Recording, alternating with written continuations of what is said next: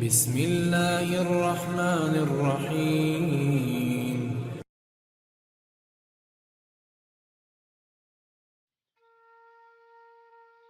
روز الافکار میں مرقوم ہے کہ حضرت عیسیٰ علیہ السلام کا ایک پہاڑ پر گزر ہوا۔ اس پر انہیں ایک سفید گنبد نظر آیا۔ حضرت عیسیٰ علیہ السلام نے اسے چاروں طرف سے بغور دیکھا اور بڑے متعجب ہوئے۔ اسی اثناء میں ان پر وحی نازل ہوئی اور اللہ تعالیٰ نے فرمایا، اے روح اللہ، اگر تم اس گنبد کے راز سے مطلع ہونا چاہتے ہو تو ہم اسے کھول دیتے ہیں۔ آپ نے ہاں میں جواب دیا تو اچانک اس گنبد سے ایک دروازہ نمودار ہوا اور اس سے ایک شخص سبز رنگ کا عصا ہاتھ میں لیے باہر نکلا۔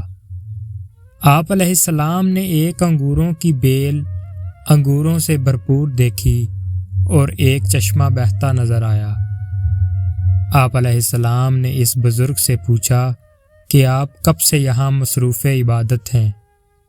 اس نے عرض کیا 400 سال سے، اور کہا جب بھوک لگتی ہے تو انگور کھا لیتا ہوں، پیاس لگتی ہے تو اس چشمہ سے سیراب ہوتا ہوں۔